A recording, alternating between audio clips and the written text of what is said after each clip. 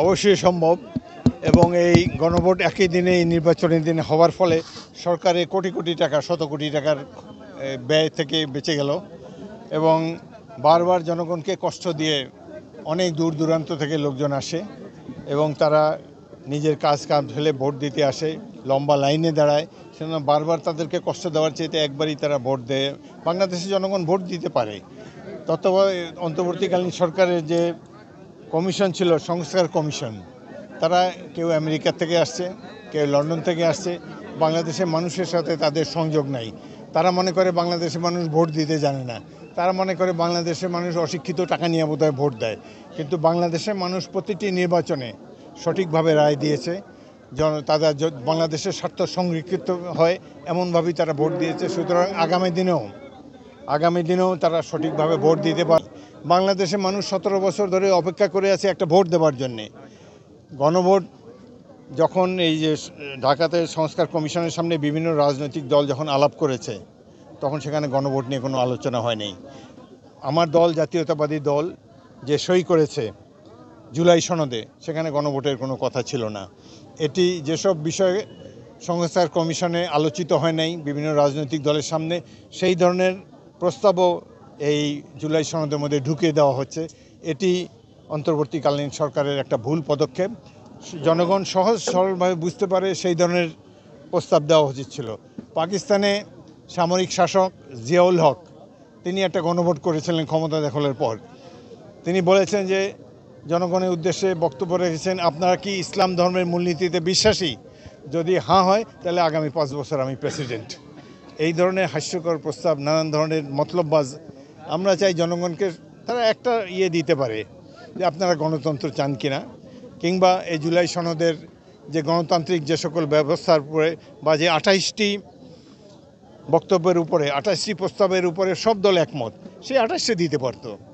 যে বিভিন্ন রাজনৈতিক দল একমত হয়ে যেই সংস্কার প্রস্তাব সই করেছে জাতীয় সনদে, সেই সম্পর্কে আপনারা একমত কিনা, তাহলে সিম্পল। কিন্তু এই যে 4টা প্রস্তাব দিয়েছে, কেউ হয়তো 2টায় রাজি, কেউ 3টায় রাজি, এই ধরনের প্রস্তাব পৃথিবীর কোথাও কোনো গণভোটের সময় দেওয়া হয়নি। আমরা অনিচ্ছা সত্ত্বেও এগুলো মেনে নিয়েছি, কারণ অধিকাংশ দল তাইলে হয়তো নির্বাচনে আসবে না। তারা নিজেরাই বলে যে বিএনপি তো মেজরিটি পাবে, বিএনপি সংখ্যাগরিষ্ঠতা পাবে, সুতরাং আমরা নির্বাচন করে লাভ কি। এই জন্যে এই পিআরের যে কথাটা এসেছে, এই জন্যে যে 1 লাখ ভোট পেলে একজন এমপি হওয়া যাবে। কিন্তু এর ফলে জনগণের যে ভোটাধিকার সেটি কেড়ে নেওয়া হয়েছে। জনগণ তো এমনি ক্ষমতাসীন, তাদের একটা ভোট দেওয়ার ক্ষমতা ছিল, সেই ভোটটা এখন পার্টি দিবে। এমপি জনগণ সিলেক্ট করতো, আগে নির্বাচিত করতো, এখন পার্টিকে সেই নির্বাচন ক্ষমতা দেওয়া বাংলাদেশের মতো দেশের জন্য এটি অবাস্তব। জনগণ আরও ক্ষমতাহীন হয়ে যাবে।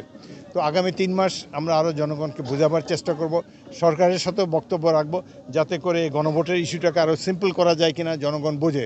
আপনি এই যে লক্ষ লক্ষ লোক এখানে এসছে সারা বাংলাদেশে, এদের জিজ্ঞেস করেন, কেউ পিআরও বোঝে না, গণভোটও বোঝে না, জুলাই সনদও বোঝে না। তো কেন জনগণকে এই কষ্ট দেওয়া? জনগণ ভোট দিতে পারলেই তো খুশি, সে ভোটটা দেওয়ার ব্যবস্থা করেন। এরা গণতন্ত্রের প্রতি শ্রদ্ধাশীল না, সেই জন্যই এ ধরনের এলোপাথারি নানান ধরনের প্রস্তাব তারা নিয়ে এসেছেন। মোটেও প্রশ্নবিদ্ধ হবে না। অনেক কিছু কিছু রাজনৈতিক দল আছে যারা 47 সালে পাকিস্তান সৃষ্টির বিরোধিতা করেছে, 71 সালে মহান মুক্তিযুদ্ধের বিরোধিতা করেছে। সব সময় তারা এই শেখ হাসিনার সাথেও মিলে বিএনপির বিরুদ্ধে আন্দোলন করেছে। আর একটি রাজনৈতিক দল সরকার সৃষ্টি করেছে অনৈতিকভাবে। প্রফেসর ইউনূসের কাজ না এখানে রাজনৈতিক দল বানানো, কিন্তু তিনি ইয়াং ছেলেদেরকে দিয়ে দল বানিয়েছেন।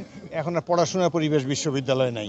ছেলেরা পড়াশোনা করবে নাকি এই মন্ত্রিসভায় সেক্রেটারিয়েটে এসে 2 পয়সা কামানের ধান্দায় থাকবে। এইভাবে ছাত্র সমাজকে তো এমনি নষ্ট করে দিচ্ছে। কিন্তু যারা নির্বাচন যদি কেউ বয়কট করতে পারে, বিএনপি এবং অন্যান্য মেজর পলিটিক্যাল পার্টি যাদের সমর্থন আছে তারা করবে। তবে আমরা চাই যারা মাফিয়া শেখ হাসিনা সরকারের বিরুদ্ধে ঐক্যবদ্ধভাবে আন্দোলন করেছে, তারা যেন সংকটকালে একমত হতে পারে। এই ঐক্যটা যেন আমাদের মধ্যে থাকে, তাহলে ভারতের আধিপত্যবাদ থেকে আমরা মুক্তি পেতে পারবো।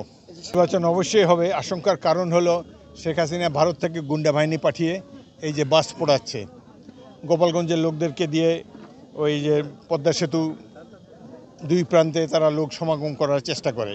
কিন্তু বাংলাদেশের জনগণ ভারতের আধিপত্যবাদকে আর মোটেও মেনে নেবে না। আওয়ামী লীগের দুঃশাসন আমরা দেখেছি এবং লোকজন ভোট দেওয়ার জন্য উন্মুখ হয়ে আছে। যদি আমার দল জাতীয়তাবাদী দলকে জনগণ ভোট দিয়ে রাষ্ট্র পরিচালনার দায়িত্ব দেয়, আমরা একটি নিরপেক্ষ পররাষ্ট্রনীতি অবলম্বন করব। দেশে আইন শৃঙ্খলা পরিস্থিতি অনেক উন্নতি আমরা করব। এই দেশকে একটি কল্যাণ রাষ্ট্রে পরিণত করার জন্য আমরা সকল ধরনের উদ্যোগ নিব। দুর্নীতিমুক্ত একটা বাংলাদেশ গড়ার জন্য আমরা চেষ্টা করব। শহীদ জিয়াউর রহমানের দল এই বিএনপি, আমরা সবসময় সততা এবং দেশপ্রেমের আদর্শে বিশ্বাসী এবং এই নির্বাচনকে বাধা দেওয়ার শক্তি কারো নেই। কেউ যদি মনে করে দুই একটা 0+0+0 তারা যদি নির্বাচন না করে তাতে কিছুই আসে যায় না। বিএনপি দেশের সবচেয়ে জনপ্রিয় দল, আরও কয়েকটি দল বিএনপি জোটে যারা আছে তারা সবাই নির্বাচন করবে। আমি আশা করব সকল রাজনৈতিক দলের শুভবুদ্ধির উদ্রেক হবে, তারা সবাই এই নির্বাচনে অংশগ্রহণ করবে। 17 বছর পর মানুষকে মুক্তি পাওয়ার একটা সুযোগ দেবে।